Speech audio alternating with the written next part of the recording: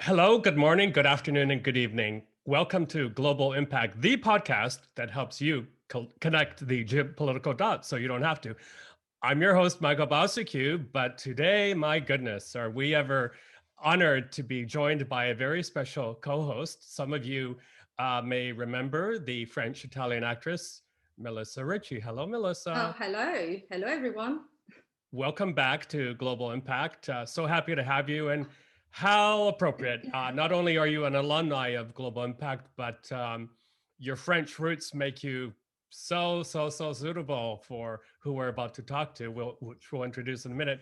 And Melissa, there's been a couple of headlines out of France today. One is about the French producer who is quite well known. Can you tell us a Yes, little bit? yes. Unfortunately, we just lost a legend. His name is Bertrand Tavernier. I'm saying it Okay, with the French. of course. Bertrand Tavernier, I think in American. He's a legend. He was a film director. He was a humanist. He just made amazing movies. He's part of our culture very much. He discovered so many great actresses, gave great storylines and movies, Hmm. and like it was just it's a big loss. It's a big Yeah, loss for the yeah. French culture. Yeah, yeah. Um, Apparently, he's quite well known on this side of the Atlantic as well. For yes, his yeah, work. his Yeah. work was quite international. Yeah, he did movies with Juliette Binoche, the French actress, Yeah. who was in the English Patient. Hmm. It was a bit of a muse. They had a bit of a muse director, actress muse type of relationship. Okay. Yeah, he's the old generation, the old kind of wave. But you know what? I mean, that's when the best work was, and Yeah. every time that one of those legends go away, it's just Yeah. heartbreaking, Of because course. Yeah. yeah. The other big headline out of France, another scandal. My goodness. I just read According to RTE, meaty fines dished out over French sandwich cartel. France's competition regulator has condemned the country's three sandwich producers for colluding to fix the volumes and prices of the lunchtime snack for over half a decade. And apparently, multi-million euro fines are being dished out. Melissa, are sandwiches really that a big deal in France? I don't even know what to say about this one. I'm like shocked. I was reading it. I'm like, is it serious? I mean, don't they have better things to talk about? Really? I mean, Yeah. So sandwiches? our guest coming on is Philippe Moreau Chevrolet, is a well-known television and radio commentator in France, including on Europe or Europe One and Canal Plus. He's a former journalist, bravo, who began his career as a freelance writer for Le Monde and then joined the staff of La Tribune. He's also produced video reports for many TV outlets. He is an expert in personal communications and influencing strategy. Uh, Philippe is the co-author of the satirical book Le Président. Now, it's very interesting. I really encourage our listeners to look it up, but the book suggests there's no longer a border between politics and entertainment. The book is kind of a warning that our democracies have never been as fragile as they are today. And part of the commentary says, look at Trump, look at the Italian actor and comedian who co-founded Italy's five-star movement, Beppe Grillo, and even Ukrainian President Volodymyr Zelensky, who was a comedian before on TV, and then he became president in a landslide victory. So the book kind of suggests that these people aren't politicians, but they know people, while other politicians treat them as enemies. Philippe also is CEO of the Paris-based consulting firm MCBG and a professor at the International Research University Science PO. He's also a communications consultant to several top chefs in France. And he first came to my attention on France 24. He's a very kind of powerful commentator and very insightful and not hesitant to criticize those in power. But again, welcome to Global Impact. We're so pleased to have you. This is a very transatlantic call, and we had the chance to introduce you a bit early on. So I'm going to pass the microphone over to our wonderful Melissa and she's going to present you with the first question. Go ahead, the floor is yours, Melissa. All right, so let's dive in straight in the matter of recent French news. I mean, the lockdowns. It's crazy. 5 days ago, okay, stricter lockdowns measures were introduced in 16 French departments.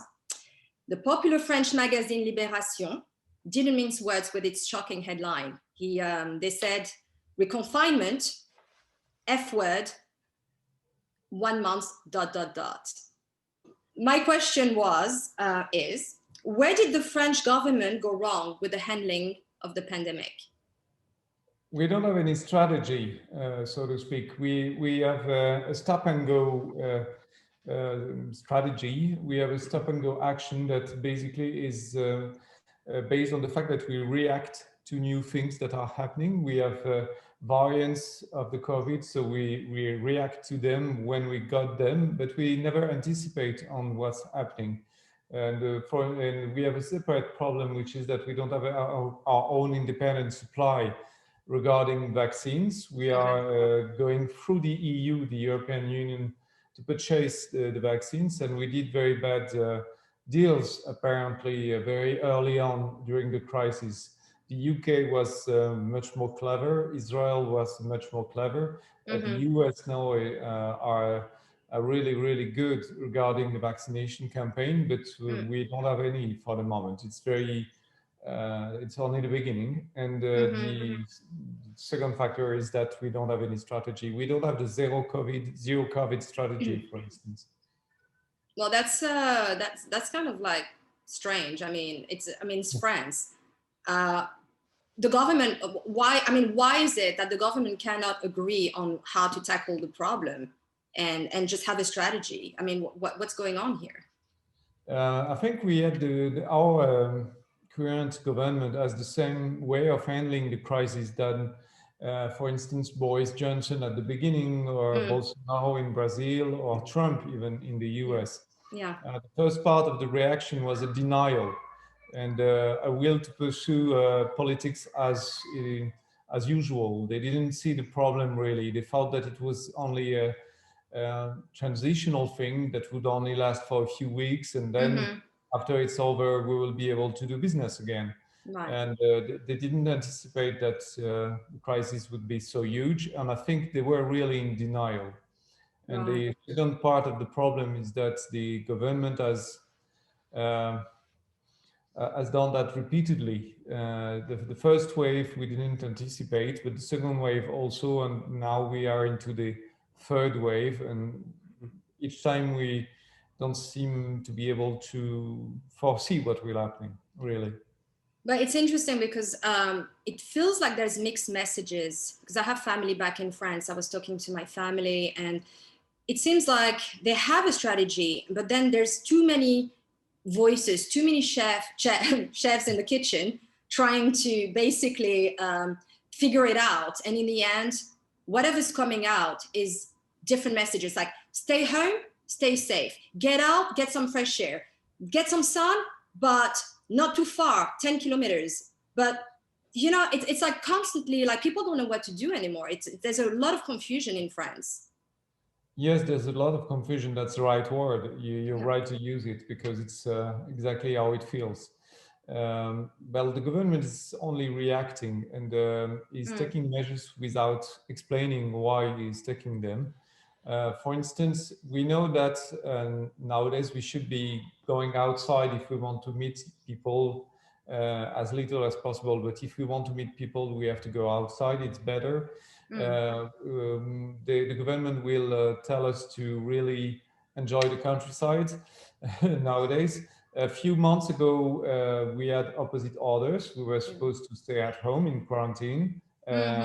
Every French person was to be staying at home. And they will give you these different orders, but they won't explain why. And the main difference between last March and this March is that we have learned that the pandemic is basically spreading indoor. And it would have been nice just to make a huge campaign about it for the people to understand what is going on. And if you don't do that, well, the people only receive orders that are contradictory, and they don't listen anymore after a while. It's right. And also, like, there was something really we didn't have that in LA.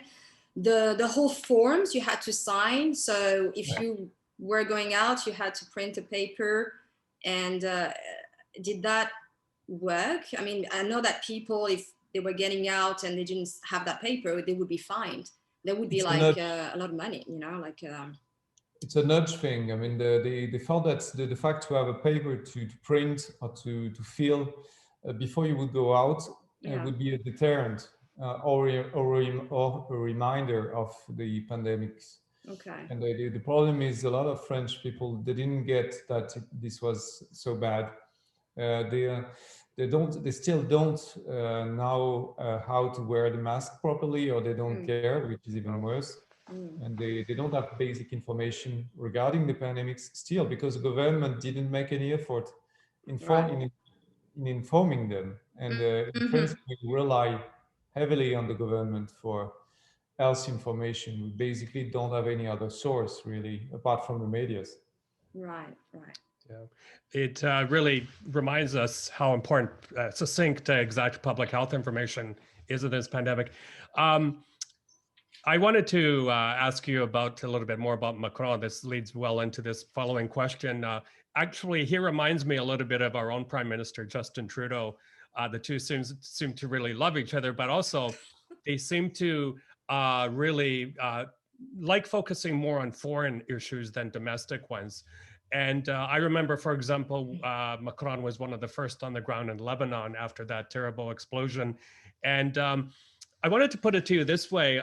So Angela Merkel is retiring, I believe, this year. And, you know, you had that Normandy format summit a couple of years ago where the powers that be got together to try to resolve the situation in Eastern Ukraine.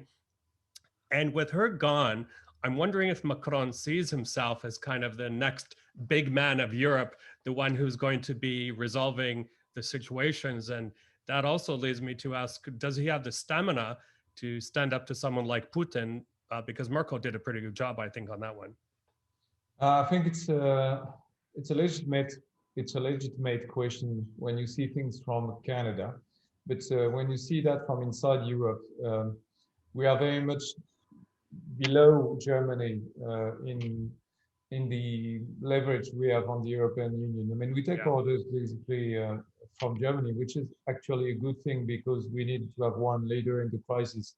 And well, if it's Germany, it's as good as anything else. But we don't have the means for the moment to be that powerful to take the leadership in Europe.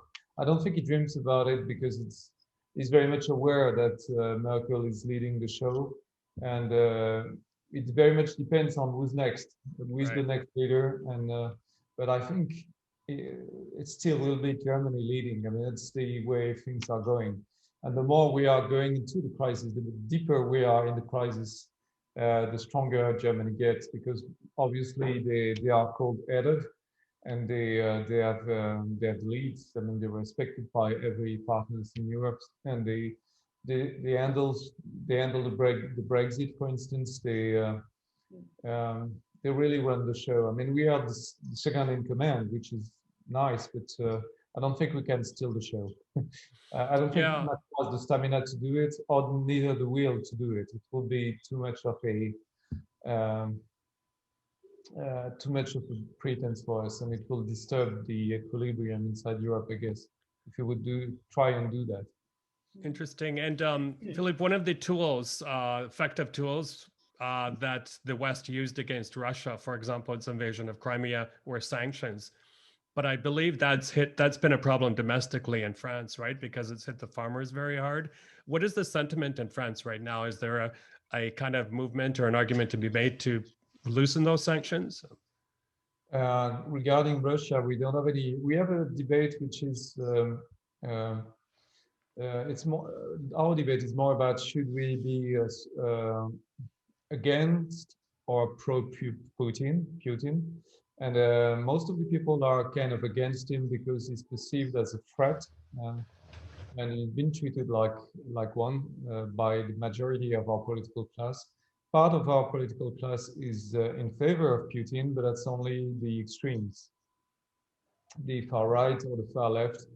And that's partly because they can't find any support in France, especially financial support and support from the establishment. I mean, so they had to, for instance, the far right had to find some financing in Russia during the last presidential campaign. So it's very concrete things. And it's been perceived, I think, mainly as a threat. But we don't have any debate about that anymore. Now it's all about COVID. And the last political stunt abroad that our president did was in Lebanon, as you mentioned, and it was not a complete failure, but we didn't succeed as much as we wanted. So from that time on, it's revolving mainly around COVID. We don't have any much more of anything else going on. Okay. Yeah. Regarding our national debate, we've been talking about COVID mainly, and we are talking about it all the time. Sure, and it's interesting. Just as we speak, there's the EU summit going on, and Frans van Kat just reported that it's difficult for the leaders to speak openly and frankly because everything has gone virtual, and there's none of that one-to-one interaction that we're used to. So I don't know if that extends problems or delays the resolution of problems. I think it's less and less open. What we observe in France is that the decisions are done mostly in secret and without the ears or eyes from the public. I mean, it's a tendency that we saw during the crisis. It's increasing because, as you mentioned, people are, we don't have the flexibility we had before. They would be giving pieces of information to the press, for instance, during meetings, lunches, dinners. All of that has disappeared, and pretty much everything can be recorded now. So it's the government is more and more centered on itself and more enclosed in its own space. And I guess it's going the same way regarding Europe. So we don't have much information, and the debate is not around European issues, except for blaming Europe for the lack of vaccines or the bad negotiation around vaccines. Okay. Yeah. Well, talking about President Macron, you actually recently said, and I'm going to quote you, you said, and I'm quoting you in English, okay, because you said it in French, clearly. Hopefully that will be the right translation. Correct me if I'm wrong. But you said, we are at a period in time where clowns can take political power. Yes. What do you mean by that? And who are the clowns you're referring to? I mean, a clown. I mean, Trump is a clown. It doesn't mean that he's not a serious person. The character he plays is the character of a clown. He wants to be heard. He wants to be the center of attention. He's as flashy as he can be. He's cruel at times. He's making jokes all the time about his opponents. He's calling them names, ridiculous names, Crooked Larry or Sleepy Joe, or he's using nicknames. He's very clever in his the way he does things, but he's a clown, really. And he's been on TV for like, what, 30 years? In TV reality shows, and what I think is that we might have the same thing in France because we didn't have it already. We didn't have our Boris Johnson. We didn't have our Salvini. If you are into Italian politics, Salvini is a little bit like Trump. We don't have our Trump. We didn't have our Trump yet, and I think we could go in that direction. And there are sorry to interrupt, but with Michael yesterday, we were having this conversation about how French, French politics changed so much. It used to be very traditional, and since I think it just happened since Sarkozy, when obviously his personal life starting to become in the tabloid. I mean, that was the first time that a French president, was going through a divorce while being a president, and then. So the thing is, it's interesting how it evolved. More and more now we know more about, political people's personal life. It's in the tabloids, and we see them as imperfect. We see them as human beings. They make mistakes. They you know, they cheat. And I mean, Clinton, there was scandal with Clinton years and years ago. So it's always been a little bit like that. It's interesting that Trump, when he came in power, he epitomized this kind of, he was demonized, you know, like he became that person that everybody was blaming him for everything. So I agree with you though. Like, I think he doesn't have the best way sometimes to express himself. He's not a political person. I think he's very good at business. He's a businessman. When it comes to talking or, you know, interacting with people, he needs some work. Or maybe he doesn't want to do any work, you know, I mean, whatever the reason is. But it's interesting how politics, because even Macron, we said President Macron, we're talking about Macron and his wife and the situation. I mean, this is kind of unusual too, you know. Yeah, sure. That was in the tabloid, and even Trump made a comment.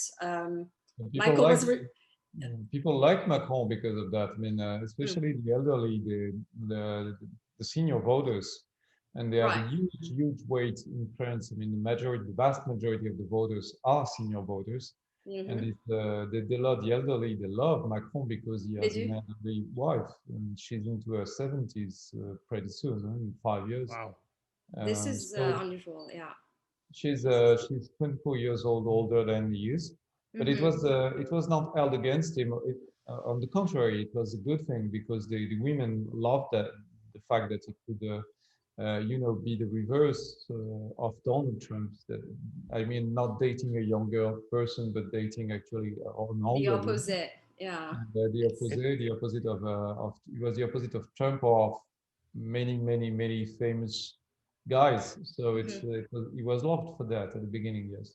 Right. And nowadays she's not appearing in public that much, and since the crisis has begun, she pretty much disappeared, and which is weird, by the way. She would be much better than at this communication that they are forced to do around the crisis and the COVID. She would be much better.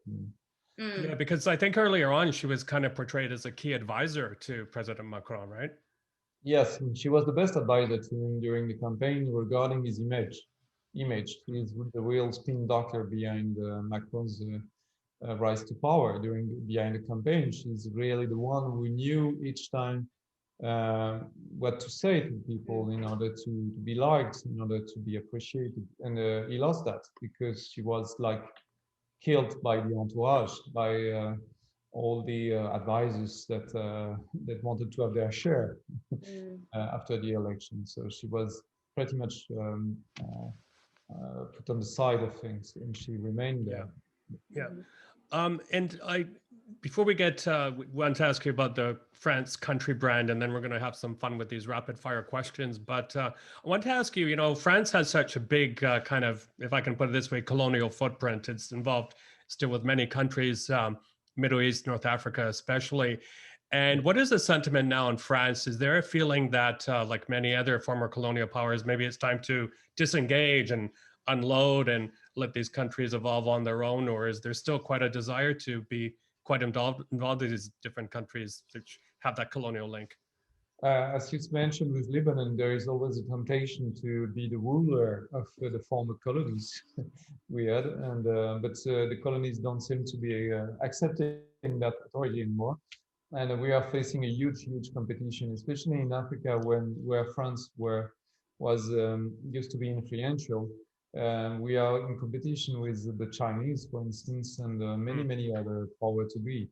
I will give you an example. I was in Brazzaville in Congo a few years ago, I guess 2 years ago, and visiting the embassy and the consulate. They are actually facing a huge filled up with Chinese companies.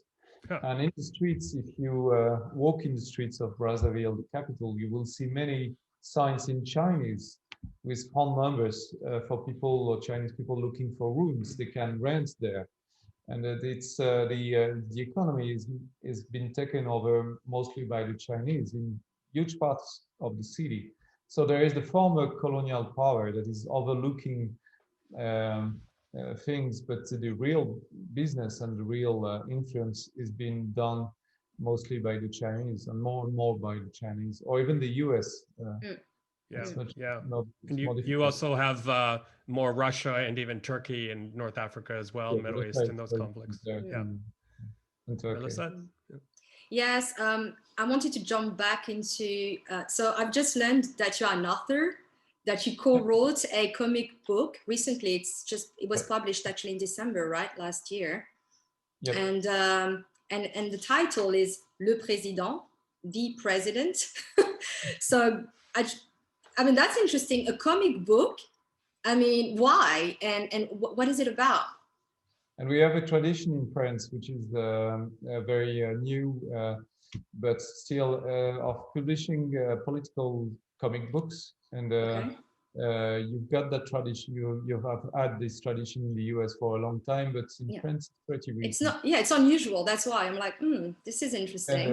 And this political comic book, it's about the rise in power of a TV anchor, a clown, a TV clown.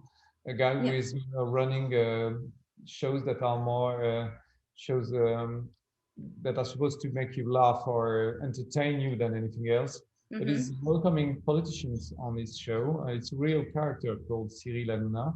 He's a real showmaker, showrunner, and he is on TV all the time. I mean, he's got pretty much his own TV network, and even now he's got even several TV networks.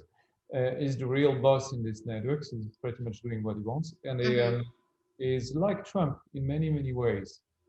Is over powerful. People like or dislike him, but you can't be. So you love or you hate him. It's love or hate. Yeah. Okay. It's very much like Trump. He's excessive in everything, and he's very lovable when you meet him in person. He's really.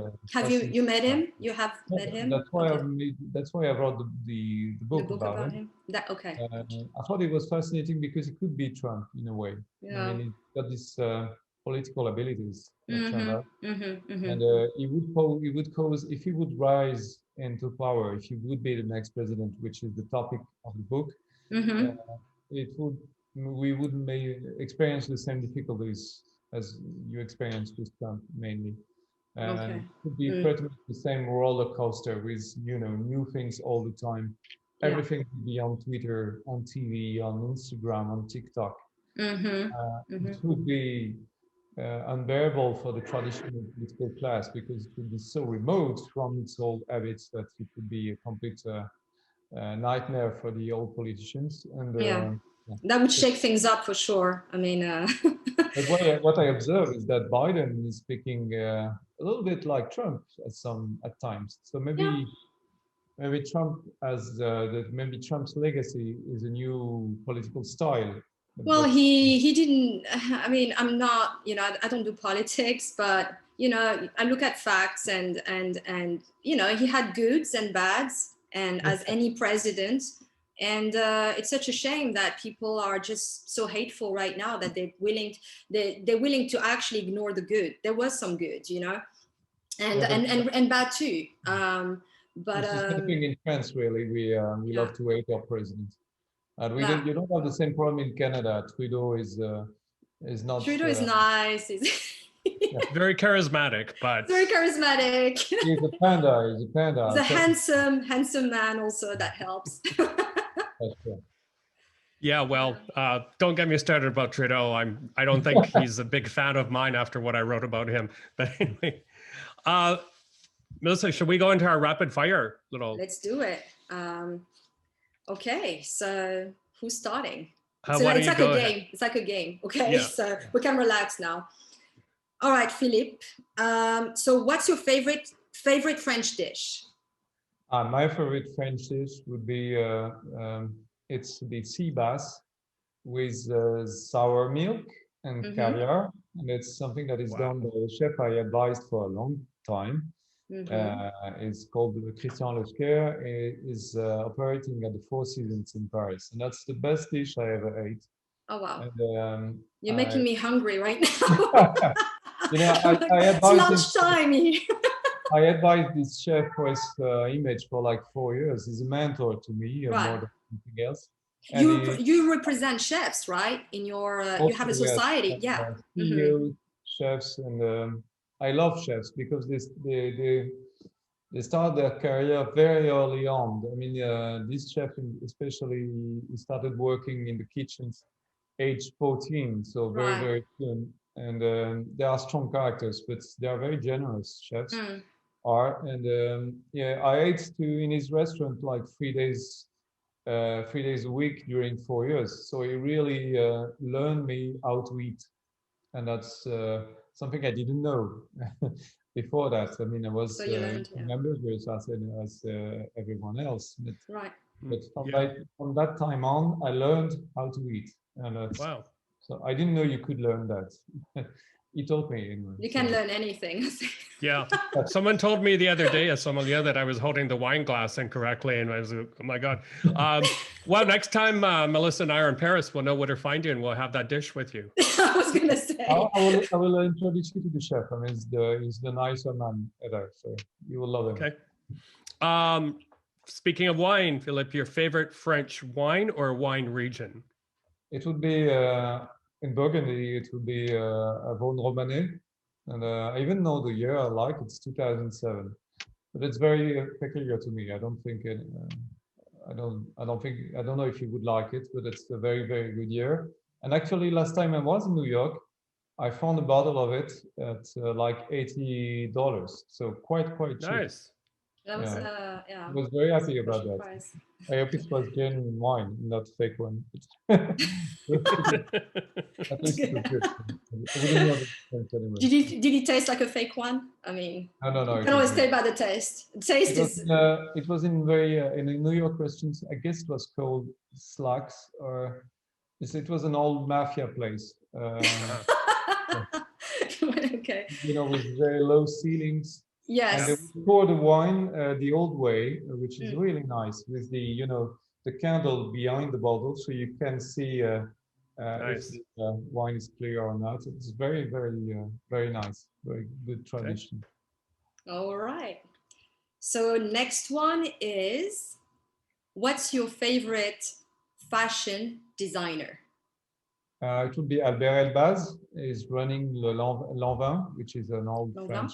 It's difficult to talk about Lanvin without showing pictures, but it's very classy, and it's classical clothes, but it's classical French, yeah. It's, French yeah, and not on your face. It's very subtle, and no logos. Yeah, I like Lanvin.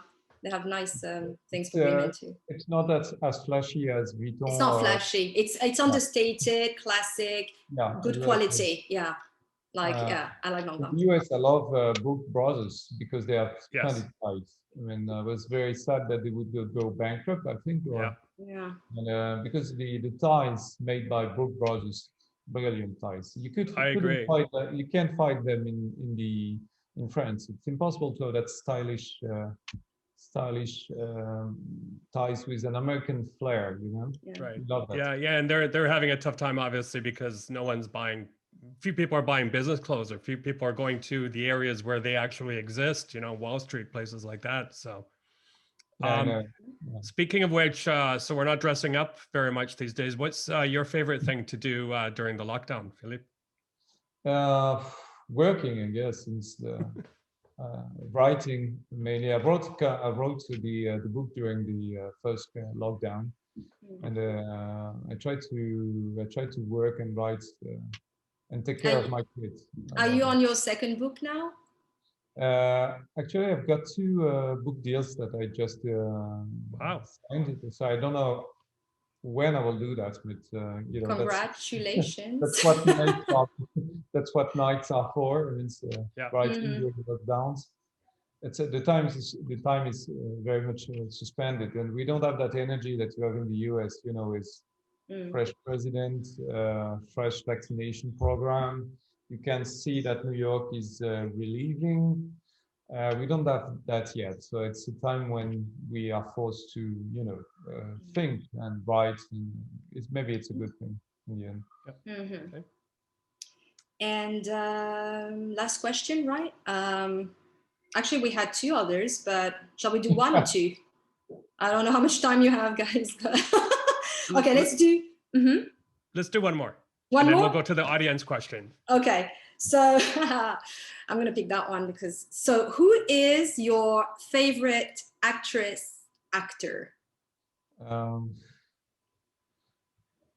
I love the. I don't know the names. I mean, it will be in Fargo. Wait a second, you don't know my name? No, it's you, of course. I'm biased. Well, in your defense, I never worked in France, so right.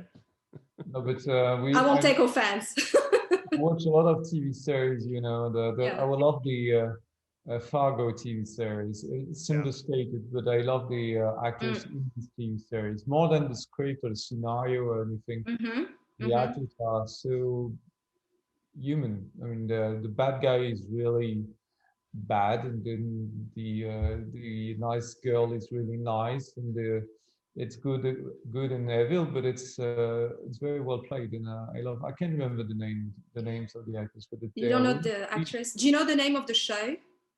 Fargo on Netflix. Fargo. Oh yes. Or the movie rather, The movie, Fargo. I love these two series, and there are 3 seasons. I guess the best one is the second one. And I can't remember the names. They are not that well known, but right. The bad guy in the second TV season is really beautiful, and it's all about the acting. It's very well written, but the actors are splendid. Have you seen Emily in Paris? Yeah, I love that. Do you think they portray the French people the right way, or do you think it's more of a stereotype of Americans perceive French people? It's like Disneyland. I mean, if you can watch Emily in Paris the same way that you would go to Euro Disney if you're coming to Paris. Pretty much the same thing. It has that innocence. The girl is nice, and the actors are very French. Some of them are actually French. But no, you won't find a sexy chef just below. Really? Single, that would be single and available, and no, it's won't happen that way. But the fact, which is really real, is that French people don't speak English most of the time, and if you start speaking English to a French person, including in the advertising business, it's uncanny. But they will be snob. I mean, they will want you to speak French. Oh, they would stop listening. Funny, we find that in Quebec as well. But anyway, old habits die hard. Yeah, but Quebec is a patriotic thing, and we are just unable to speak English. It's different. It's not a choice. We're not able to do it. Apart from you, of course, but don't do that. Okay, and you did a great job, Melissa, getting some questions from the listeners. You want to? Yeah, so I have several questions for you. So we have a question from Joelle from the state of Washington. So the first question she asked is, who do you think will win the 2022 presidential elections in France? Well, Joelle, it's a very good question. We have 2 possibilities. If things don't return to normal pretty soon, we will have probably an accident, and most probably have Marine Le Pen in charge, because she's very good at what she does, and she's gaining a lot of credibility. She's very appealing to the popular classes and to the main voters. And she's trying to appease every hint of a doubt that we might have about her candidacy, and she's working a lot. So, and if we don't have any accident, which would be hugely immensely preferable, we would have maybe Xavier Bertrand. You wouldn't know him, but is a moderate right-wing candidate. Quite reasonably young, not very charismatic, but we tend to vote for the guy that doesn't look like our former president. So Macron is flashy, so I think we won't have a non-flashy president. And Xavier Bertrand could be that one. A good It's alternative. just declared candidacy just yesterday, so it's very fresh. Yeah, anything can happen really in 2022. In 2022. Anything. That's Wow. an extreme situation. Okay. We will have 1 million people unemployed more than what we are used to. Wow. Yeah. It's, So things needs to change. I mean, French people are going to have to make decisions now, and they are fed up, and they're really, really, really depressed, angry, and bitter, and it's not a good combination to have before an election. So. Right. I have a second question for you from Joel still. So after the American election fiasco, are the French people worried that something similar could happen with the upcoming French elections, considering that President Macron is pushing early and electronic votings right now? It's not really sold to this. I mean, he would very much like to keep the old ways of voting. He's not sold to the electronic vote or anything else. Okay. Okay. So I don't think so. No, I think the government will try to keep things as they are. If we can vote the normal way, I think it will be much more preferable. If we don't vote the normal way, we enter into another dimension, and it's adding more uncertainty to uncertainties. So I don't think it will go that way. I mean, his position is too weak for the moment. Okay. Okay. And then we have a question from Roger from a place called Outaouais. It's on the Ontario-Quebec border in Ottawa. And he asks, it's a bit of a provocative question, why has France been such an unhappy land since 1789? 5 republics, and they still are on a strike and distrust each other. Maybe republics don't work? First of all, Roger is also the name of my father. So nice talking to you, Roger. It's actually an old French name. And we are unhappy because we love politics. And when you love politics really deeply, you're always unhappy because it's not what you would like that is happening. You know, it's your program to be dissatisfied. If you don't care about politics, well, you don't follow it that closely. So it's not that important in your life. So you can get dissatisfied, but you won't be. You won't get revolutionary mindset, and we have a revolutionary mindset. We really do care about what our president is doing, and if he's not performing well, we will kill him. Absolutely. I mean, metaphorically. Well, you have the yellow vest, right? I mean, that movement that was created like, when was that, 2 years ago? 3? The yellow vest movement was very much a reminder of that. Yeah, that be careful, like people are, they're like, we hear and we have a voice. I like that French spirit. That's, I like the fact that, you know, they're not afraid. They just don't say anything for a long time, but once they wake up, it goes bada boom.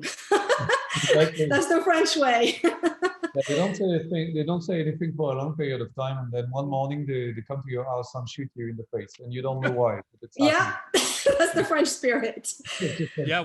Well, a lot of people say the reason we're so timid and pliant here in Canada is because we never had a revolution, so we tend to listen to our government quite a bit. It has good and bad points, let me tell you. Yeah, it's bad to be French too, and it's always you know. It's always you are always in the revolution in the making.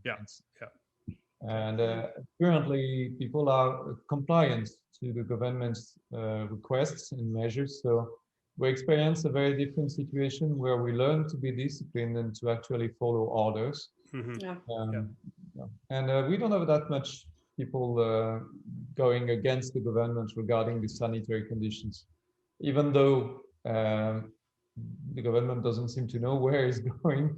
We are willing to go with him for the time being. I think we will take revenge in the voting booths, and that's why I don't anticipate the elections to be a very happy moment, because I think people will try to have their say and to get back at the government. There's going to be a lot of unrest, I think, because as you said, nobody can predict what's going to happen. So there's going to be a lot of fear and anxiety and anger.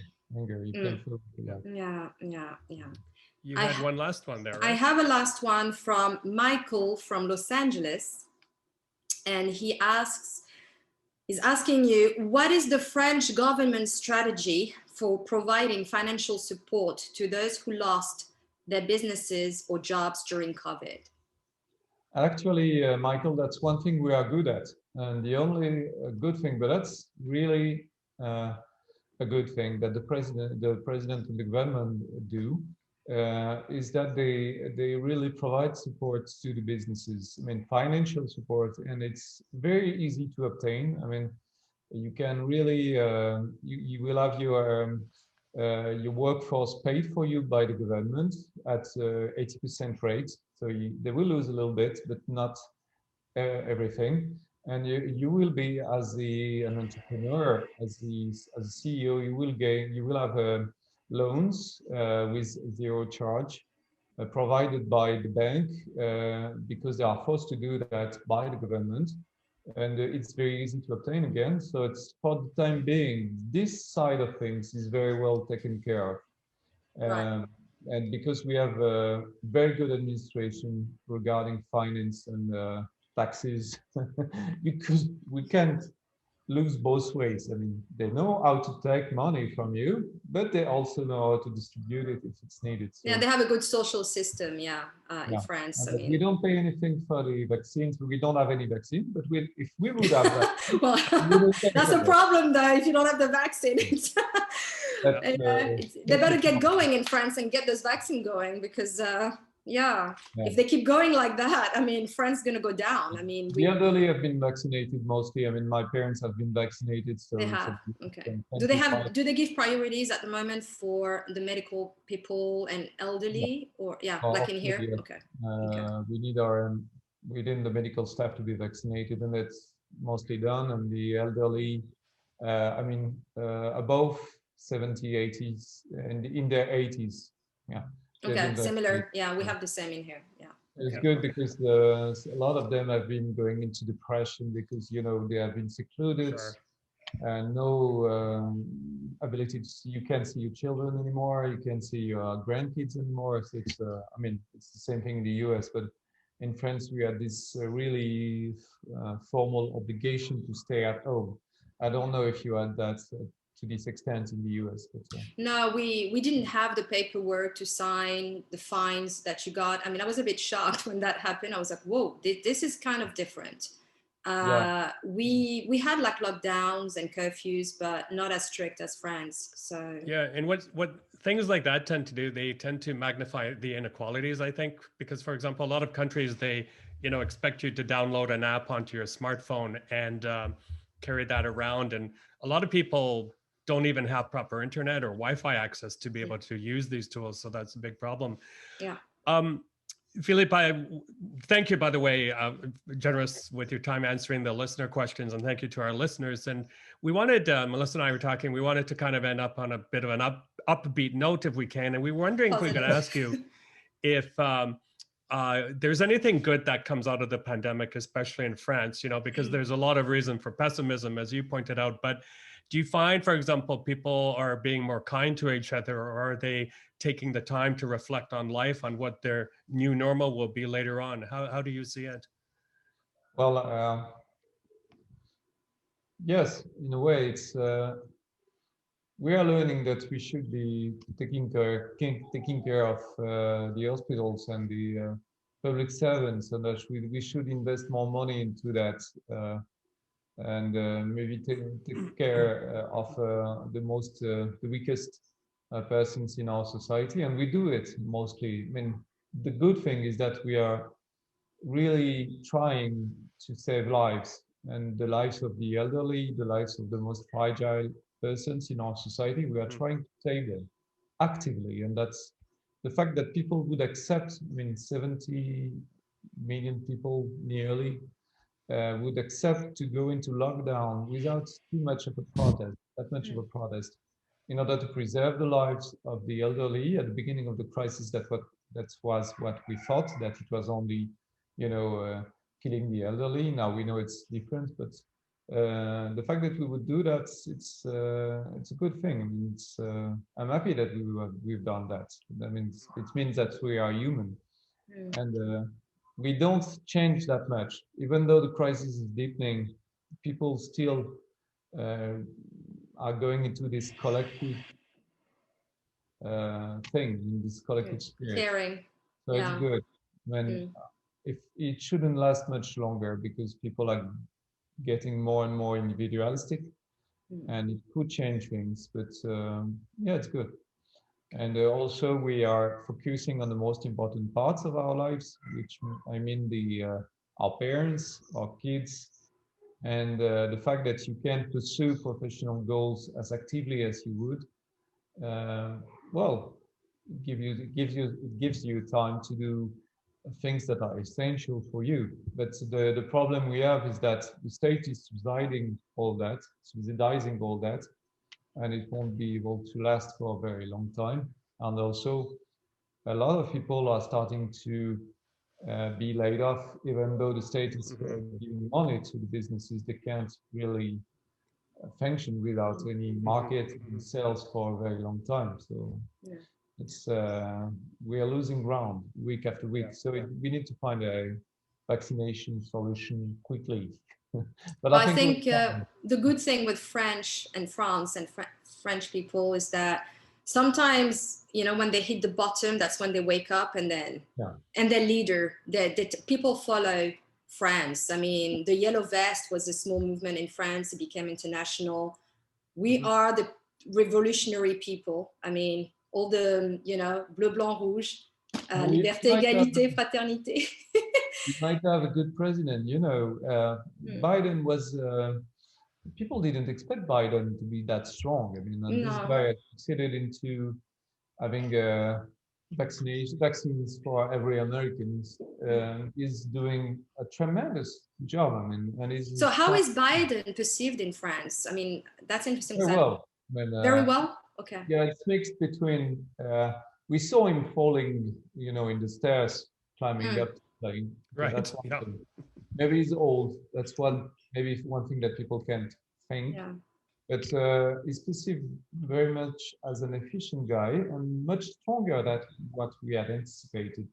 He's really he's strong. I mean, he called Putin a thief.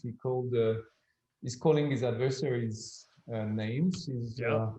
He's playing the tough guy, but we didn't expect that from him. So it's a good surprise. I mean, it's a good.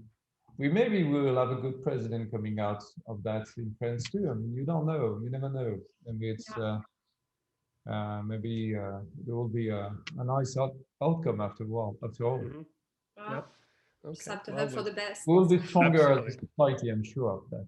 We'll be stronger as a society, as a collective. Once it's over, we'll be stronger, much stronger. Yeah, I agree. I believe that, and we're beginning to see that glimmer of light at the end of the tunnel. Yeah. I have a virtual assistant whispering in my ear that it's time to wrap things up. I wanted to thank you, Michael, Philippe Moreau Chevrolet. You've been great, very generous with your time. Melissa, thank you for being our wonderful co-host this You're time. welcome. And I was thinking, the three of us do so well together. Why don't we gang up for a future episode and we interview a head of state or something like that? Put him or her in the hot seat. They won't know it hit them. Whoever, Before that, just quickly, I wanted to thank everyone for tuning into another episode of Global Impact. Please stay safe. And as I always say, please be kind to each other and use that technology that we have, all this free technology, to reach out to somebody. There's so many people around the world that are on their own and in lockdown, maybe they lost their job. So even a quick call can make a world of a difference. Thank you again. And all of you have a great afternoon and evening. Thank you. Have a great night. Yes. Bonne soirée. Bonsoir.